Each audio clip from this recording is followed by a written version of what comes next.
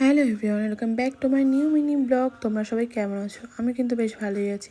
তো আমরা তো মটন চিকেন সবসময় খেয়েই থাকি, তো বিরিয়ানি, তার জন্য আজকে ভাবলাম একটু অন্যরকম কিছু ট্রাই করা যাক। তার জন্য আমি চিংড়ি মাছের বিরিয়ানি করবো বলে সব কিছু রেডি করে নিয়েছি। প্রথমে আমি একটা বাটির মধ্যে টক দইটাকে ভালোভাবে ফেটিয়ে নিয়েছি। তার মধ্যে আদা, রসুন, পেঁয়াজ বাটা দিয়ে দিয়েছি, চিনি, গোলমরিচ গুঁড়ো, লবণ আর বিরিয়ানি মশলা দিয়ে তেলের মধ্যে ভালো করে মশলাটাকে কষিয়ে নেব। আগেই আমি চিংড়ি মাছ দিয়ে দিইনি, কারণ চিংড়ি মাছ খুবই নরম মাছ, কারণ যদি বেশিক্ষণ কষানো হয় যদি গলেও যেতে পারে, তার জন্য আমি এটা পরে দেবো। আর এদিকে দেখো আমি আরেকটু বিরিয়ানি মশলা দিয়ে দিয়েছিলাম। আর পাশে একটা কড়াইতে আমি বেরেস্তা করবো বলে তেল দিয়ে দিয়েছি, আর সের মধ্যে পেঁয়াজ ভাজাটাও দিয়ে দিয়েছি।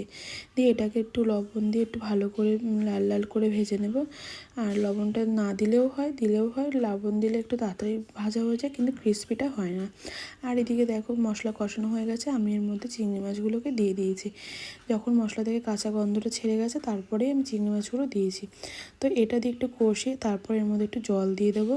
জল দিয়ে একটু মাছটাকে সেদ্ধ হওয়ার জন্য অপেক্ষা করব, তারপরে এটাকে তুলে নেব।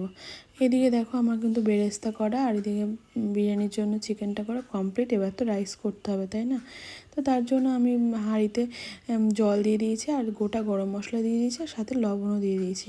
তো আমার কিন্তু রাইস করা কমপ্লিট। আর এদিকে দেখো আমি প্রথমেই হাঁড়িতে ঘি দিয়ে দিয়েছিলাম, তারপরে রাইস দিয়েছি, তারপরে আবারও ঘি দিয়েছি, তারপর একটু বিরিয়ানির মশলা ওপর থেকে ছড়িয়ে দিয়েছি।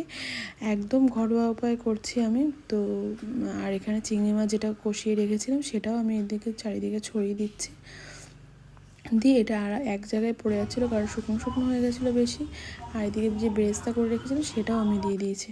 আর সাথে দিয়েছিলাম গোলাপ জল, কেওড়ার জল, সব কিছু মিক্স করিনি, আমি একটু একটু করে ছড়িয়ে দিয়ে দিয়েছি। লাস্টে আতরটাকেও আমি ছড়িয়ে দিয়েছি। আমি যেহেতু কোনো ফুড কালার ইউজ করি না, তার জন্য বিরিয়ানির কালারটা কিন্তু এরকম, কিন্তু টেস্ট কিন্তু একই রকমই থাকে। ভিডিওটি ভালো লাগলে লাইক, কমেন্ট, শেয়ার, সাবস্ক্রাইব করে দেবে। Thanks for watching.